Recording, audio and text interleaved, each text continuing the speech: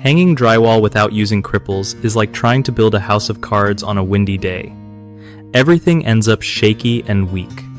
So, when you're working with drywall, cripples are those short studs placed above or below windows and doors, and they're super important. They create a solid nailing surface where full-length studs don't fit, so your drywall isn't just hanging there flapping in the breeze. You want to space those cripples right, usually matching your regular stud spacing, to keep the drywall fully supported and prevent any sagging or cracking over time. Cripples also help close up gaps in the framing, making sure everything lines up nice and tight for the drywall seams to sit flush. Without proper cripple placement, you'll end up with weak spots that might flex when you push on the wall, which is bad news for durability.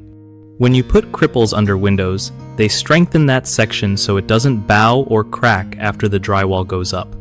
Plus, if you align cripples with where your drywall seams will be, it makes taping and mudding way easier and cleaner.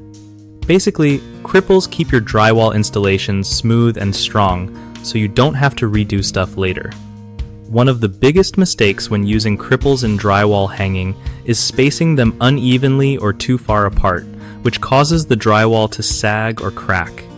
Fix this by matching your cripple spacing to the regular stud spacing of 16 inches on center. Another common issue is not putting cripples beneath windowsills, which leads to weak spots and cracks. Always add cripples there to give solid support. Lastly, people often ignore aligning cripples with drywall seams, making finishing work harder and leaving gaps. Plan your framing so cripples line up exactly where seams will be for easier taping and joint work.